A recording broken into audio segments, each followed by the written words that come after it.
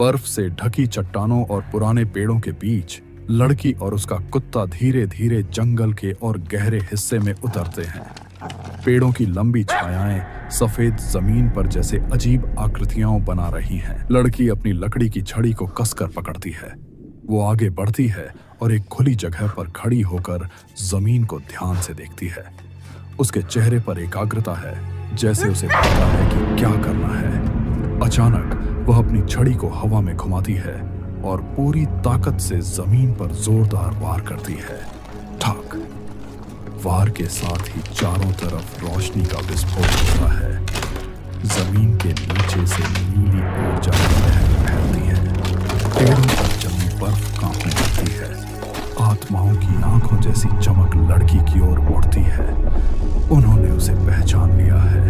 अब आत्माएं उसके चारों ओर घूमने लगती हैं।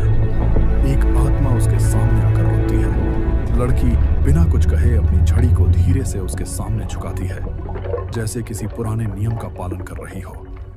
आत्मा की शाखाओं से रोशनी निकलकर छड़ी को छूती है और पूरा जंगल जाग उठता है।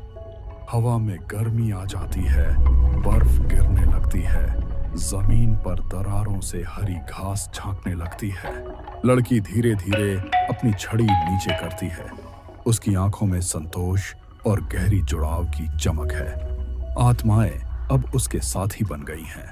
जंगल के रहस्यमय रक्षक और एक नन्ही साहसी लड़की के बीच एक अद्भुत बंधन बन चुका है। यही वो पल है जब मौसम बदलने की असली प्रक्रिया शुरू होती है।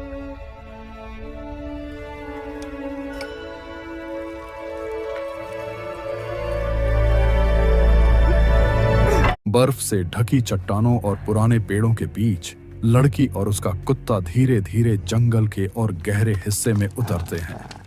पेड़ों की लंबी छायाएं सफेद जमीन पर जैसे अजीब आकृतियां बना रही हैं। लड़की अपनी लकड़ी की छड़ी को कसकर पकड़ती है। वो आगे बढ़ती है और एक खुली जगह पर खड़ी होकर जमीन को ध्यान से देखती है। उसके चेहरे पर एकाग्रता है, जैसे उसे पता है कि क्या करना है। अचानक वह अपनी छड़ी को हवा में घुमाती है और पूरी ताकत से जमीन पर जोरदार वार करती है।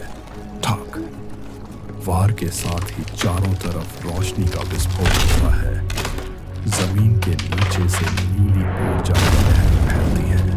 पेड़ों पर जमी बर्फ कांपने लगती है। आत्माओं की आंखों जैसी चमक लड़की की ओर मुड़ती है।